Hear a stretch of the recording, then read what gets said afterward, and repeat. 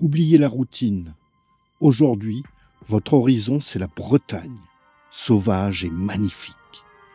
Plongez au cœur de la légende, une terre de caractère entre histoire et océan. Du granit puissant du nord aux douces criques du sud. Ressentez la force du vent, l'écho de la culture celtique et l'ambiance des cités corsaires.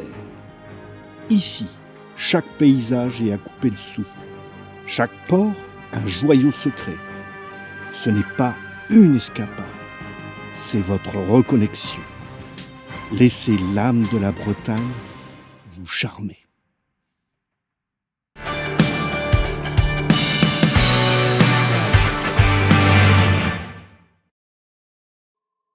Comme il nous faut un point de départ et un point d'arrivée, c'est tout naturellement que le choix s'est porté sur Saint-Malo et sa région.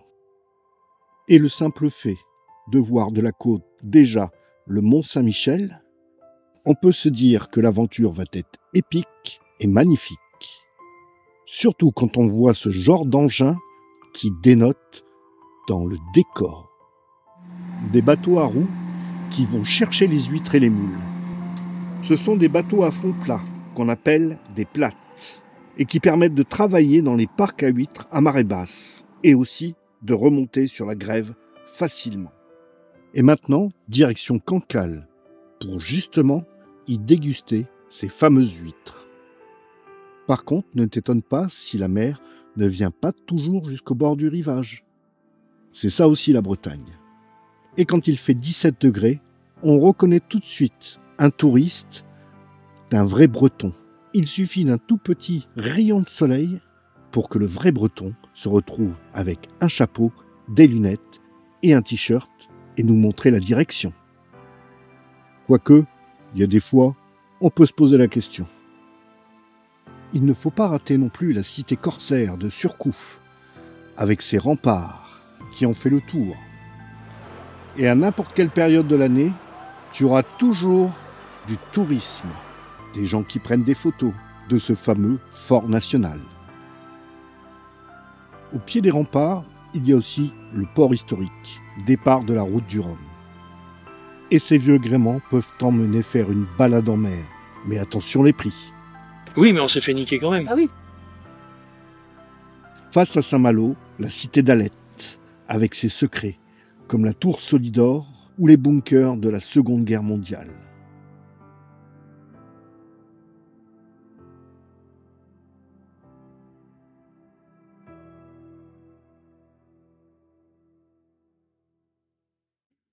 Il est temps de prendre la route pour retrouver un fabuleux château sur la côte d'Émeraude, là où la Bretagne dresse fièrement ses falaises face à l'océan. Se dresse une silhouette intemporelle. Le fort Lalatte, plus qu'une simple forteresse, c'est un vaisseau de pierre ancré depuis 7 siècles dans la houle de l'histoire. Né au XIVe siècle sous le nom de château de la Roche-Guyon, il est le témoin des tumultes de l'époque médiévale.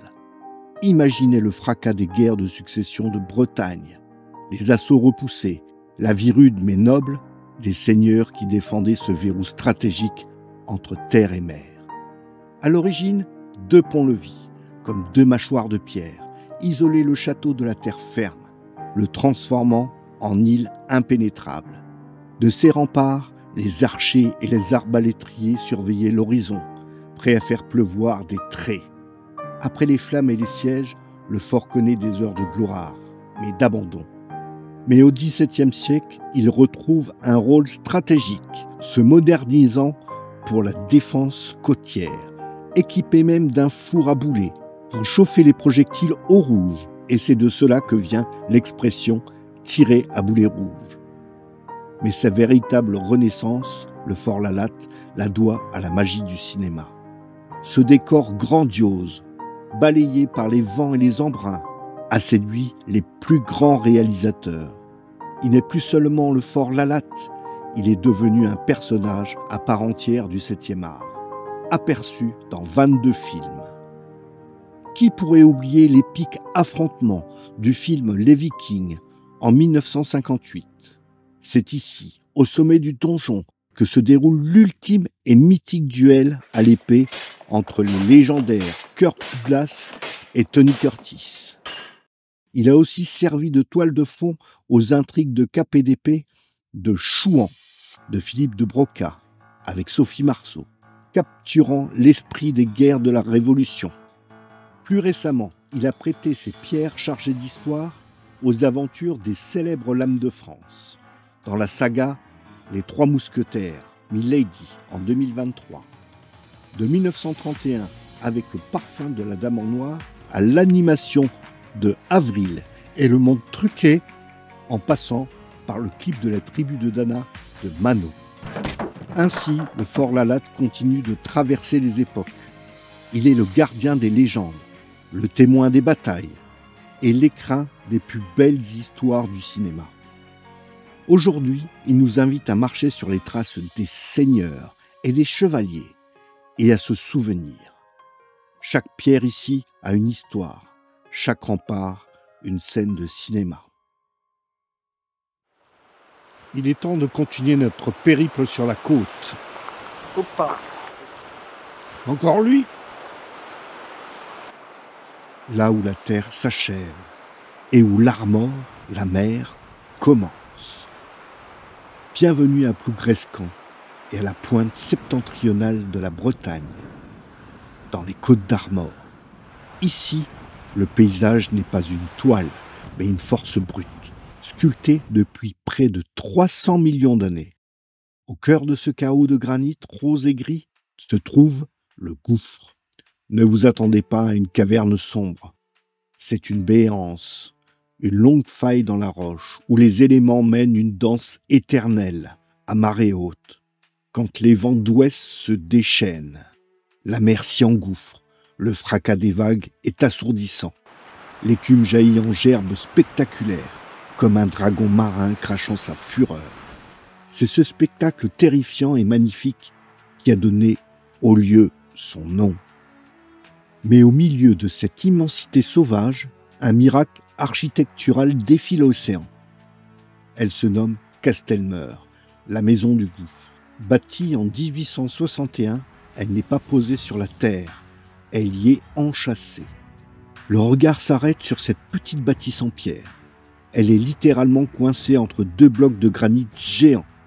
Ces murs naturels ne sont pas un décor, ils sont son armure. Ils la protègent des vents dominants et de la violence des tempêtes. C'est le pari fou d'un homme face à la mer. Construire un foyer non pas face aux éléments, mais avec eux. Castelmeur est une sentinelle, humble mais indomptable, qui se dresse depuis plus d'un siècle et demi. On raconte que par les pires jours de tempête, la petite maison tremble, mais elle ne cède jamais. Devenue un emblème mondial, immortalisée sur d'innombrables cartes postales, cette maison est l'image même de la résilience bretonne. Pourtant, derrière la légende et l'attrait photographique se cache une simple vérité. C'est une propriété privée. Elle est habitée, elle est aimée. Elle nous rappelle que le plus grand des spectacles naturels mérite le plus grand des respects. Venez admirer le gouffre et s'émerveiller devant Castelmeur.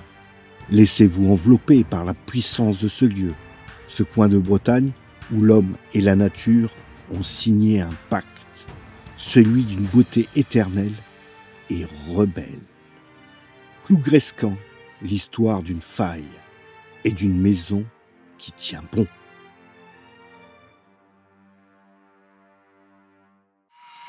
Il est temps de partir à la rencontre de l'héritage granitique des Saint-Bretons qui veillent sur la vallée des Saints.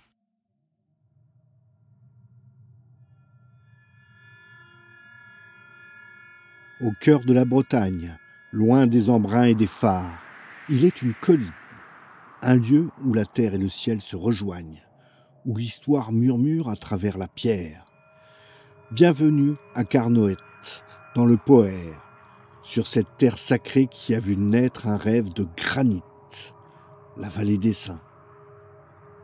Regardez autour de vous, ces géants ne sont pas nés du temps, mais d'un pari fou, lancé en 2008. L'ambition ? Dresser pour l'éternité 1000 statues monumentales à la gloire des saints fondateurs de la Bretagne. Une île de Pâques bretonne, sculptée dans la matière même de la terre armoricaine, le granit. Chaque bloc est une promesse, chaque coup de burin, une renaissance. Du granit de Huelgoat ou de Lan-Hélin, ces roches millénaires prennent forme sous les mains d'artistes venus du monde entier.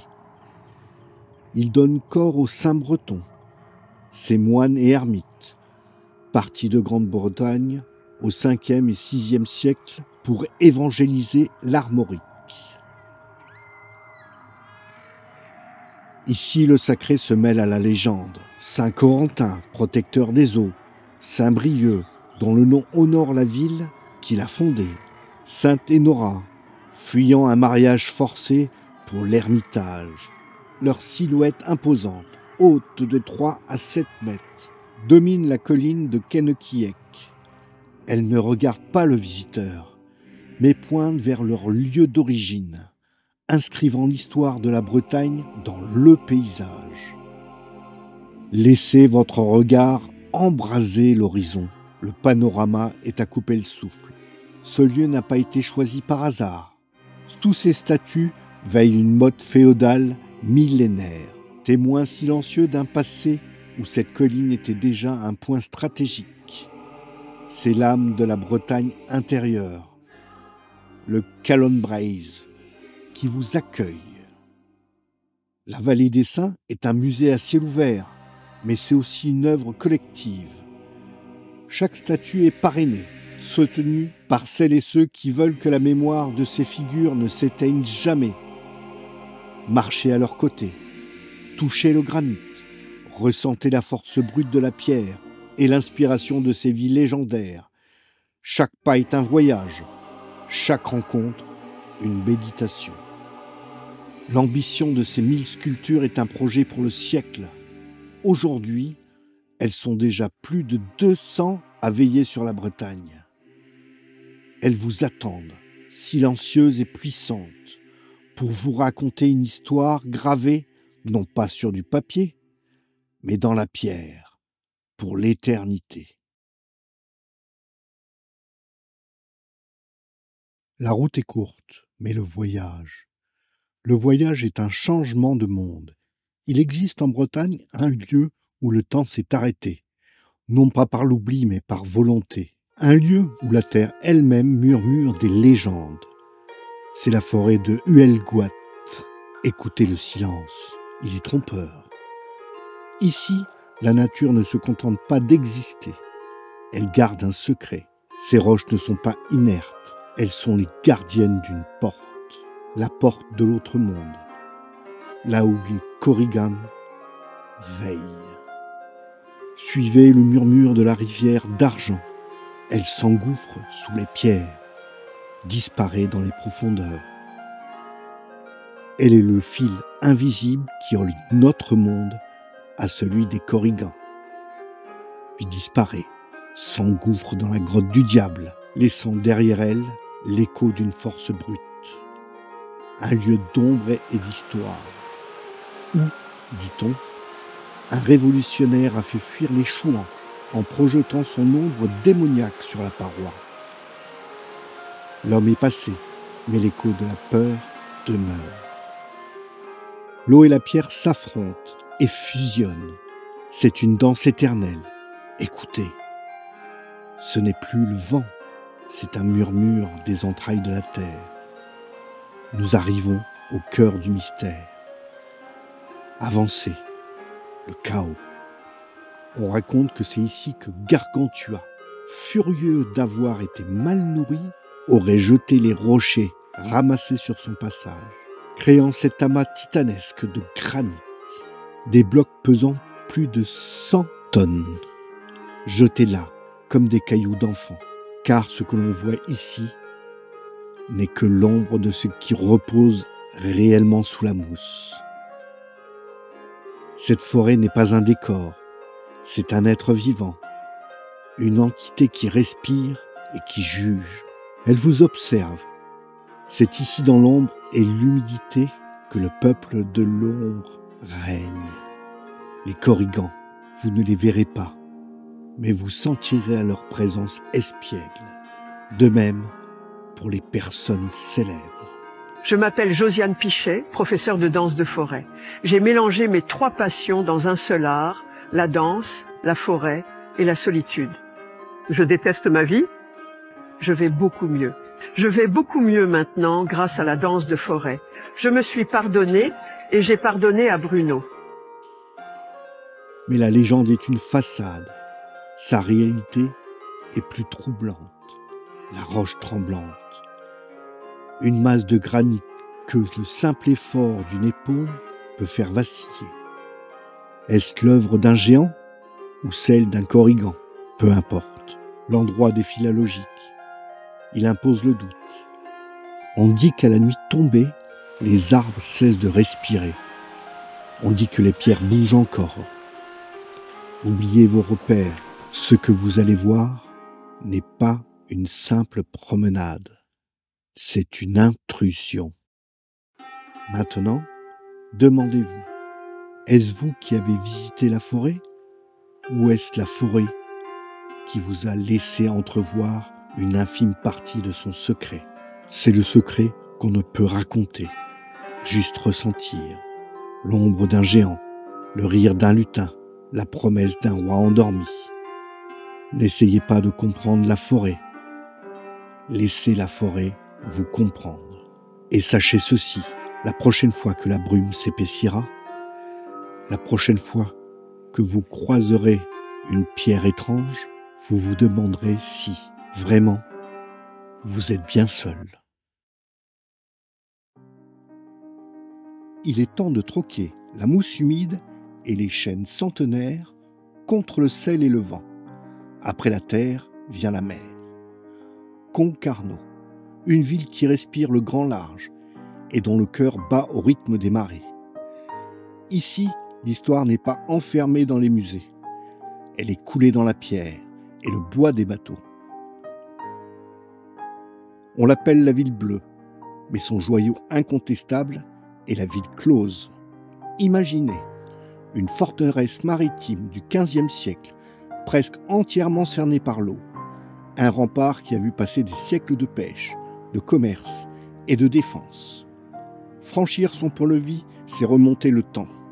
La ville close est un refuge, mais aussi un point d'observation idéal. Depuis ces remparts, vous dominez le port de pêche, le port de plaisance et l'agitation des quais. Flânez dans ces ruelles pavées, s'imprégner de l'ambiance des crêperies traditionnelles et des échoppes d'artisans. Vous êtes sur une île, connecté au continent par un simple pont. C'est une sensation unique. Mais Concarneau est plus qu'un décor de carte postale. C'est le 3e port de pêche français.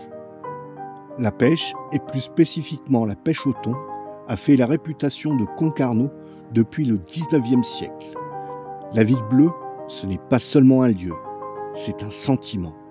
Celui d'être entre ciel et mer, protégé par des murs de granit et bercé par le chant des vagues. Respirez l'iode, l'histoire et le vent.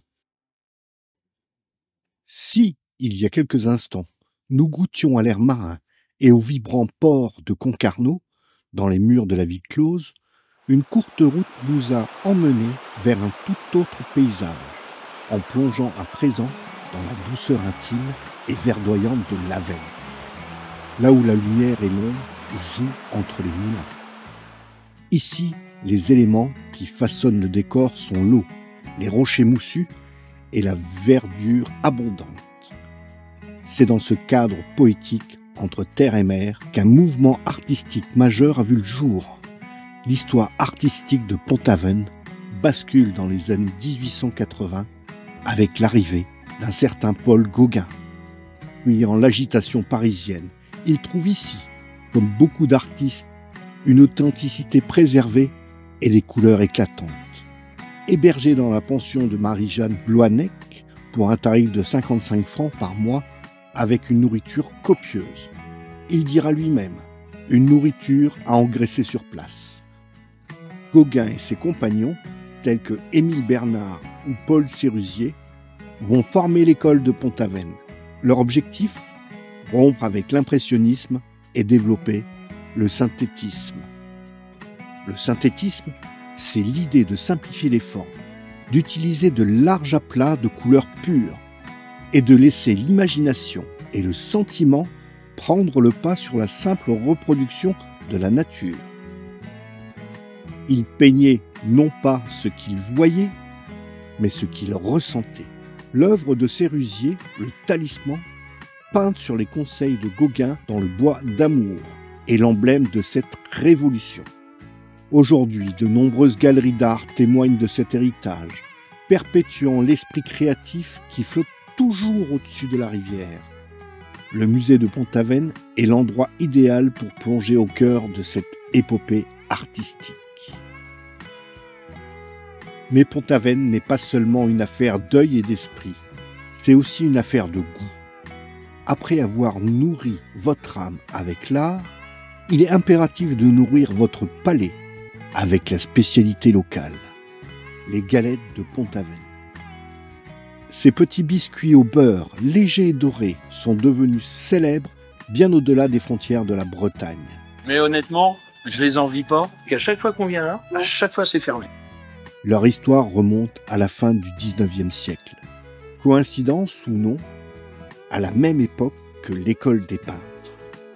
Si la galette de Pont-Aven était déjà fabriquée depuis le XVIIe siècle, c'est Isidore Penven, tout juste héritier de la boulangerie familiale, qui en a écrit officiellement la recette en 1890. La recette traditionnelle transmise de génération en génération reste un secret bien gardé. Elles sont le parfait symbole du savoir-faire et de la douceur de vivre bretonne.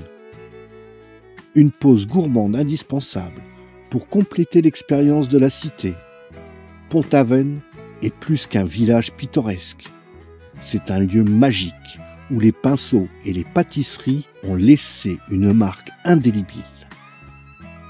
Entre l'éternel murmure de l'Aven, l'héritage audacieux des maîtres de la couleur et le goût inimitable du beurre salé, la cité des peintres nous invite à ralentir et à admirer le monde sous un nouveau jour. Une visite qui est, elle aussi, une véritable œuvre d'art. Puis un passage rapide à Port-Louis, en face de Lorient, pour voir ce fameux Fort Vauban. Direction un autre petit port, plein de charme, le port de Saint-Goustan, où le 4 décembre 1776, un certain Benjamin Franklin y débarqua pour demander l'aide au roi de France pour la guerre d'indépendance contre l'Angleterre. La fin du road trip se rapproche dangereusement. Et ce n'est pas une blague, puisqu'on est à Vannes, la ville peut-être la plus moderne de Bretagne. Bon ok, ça c'est une blague.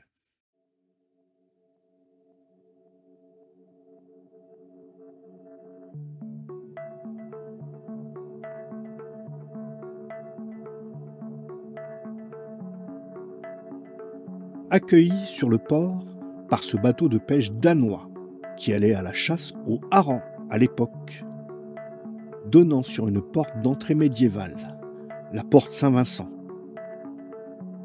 En franchissant celle-ci, on laisse derrière nous le présent pour plonger dans une histoire écrite à même la pierre et le bois. Il faut prendre le temps de se perdre dans les ruelles pavées de la vieille ville. Le spectacle est partout.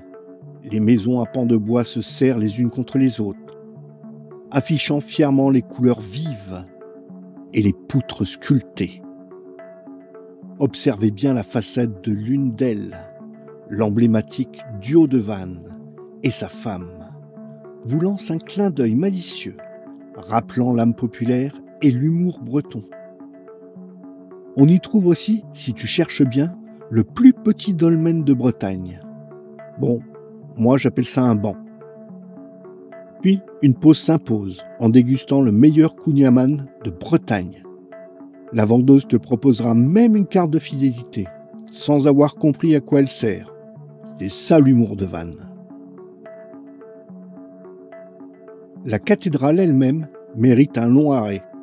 Un édifice composite, témoin de plusieurs siècles d'architecture, abritant les reliques de Saint Vincent-Ferrier, le saint patron de la ville. Juste en face, l'ancienne halle médiévale, la cohue. C'est désormais un musée des beaux-arts. Bon, apparemment, on peut le visiter en chaussettes. Protégé par ses remparts majestueux, du XIIIe au XVIIe siècle, Vannes offre une promenade inoubliable où le château de l'Hermine était la résidence préférée des ducs de Bretagne, comme Jean IV. Mais il n'en reste aujourd'hui que le logis des officiers. Cette bâtisse, c'est un vestige essentiel de l'histoire ducale qui témoigne encore de la puissance passée de la Bretagne indépendante. Le long de ses fortifications, les jardins à la française dessinent un écrin de verdure au pied de l'ancienne forteresse ducale. Sans oublier le lavoir, où l'on peut encore imaginer les lavandières donnant des coups de battoir. Ces remparts, ce n'est pas qu'un vestige, c'est le cœur battant de la cité, un lieu de respiration où le passé rencontre la lumière du Sud-Bretagne. C'est un lieu où l'on prend le temps de vivre, de contempler et de savourer l'authenticité d'une cité qui a su préserver son patrimoine. Vannes, c'est l'âme de la Bretagne Sud.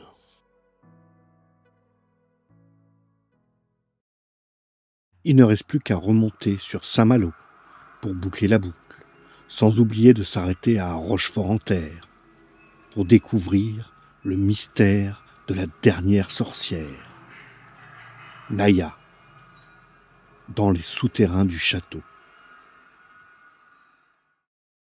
Puis le monde un peu fou de ce poète ferrailleur qui construit avec des matériaux récupérés des mobiles ou ces bâtiments un peu fous. Et le dernier arrêt à Brocéliande, avec la légende du roi Arthur, et surtout l'église de Tréhaut-Rantoc, la seule église dédiée au Graal au monde, avec ses mystères. Ces 3 derniers lieux, tu les trouveras en vidéo sur la chaîne. Voilà, c'est la fin de la vidéo. J'espère que ça vous a intéressé. Je remercie la société Traveller in Van qui m'a accompagné durant tout ce voyage. Je vous laisse toutes les informations dans la description. Si vous voulez le contacter, il se fera un plaisir. Demandez Arnaud. Mais honnêtement, il fait plein de spectacles en France. Je les envie pas, qu'à chaque fois qu'on vient là, à chaque fois c'est fermé. Il se fera un plaisir de vous accompagner dans cette Bretagne et vous faire découvrir plein de choses intéressantes. Et on se retrouve dans cette vidéo. Allez, ciao!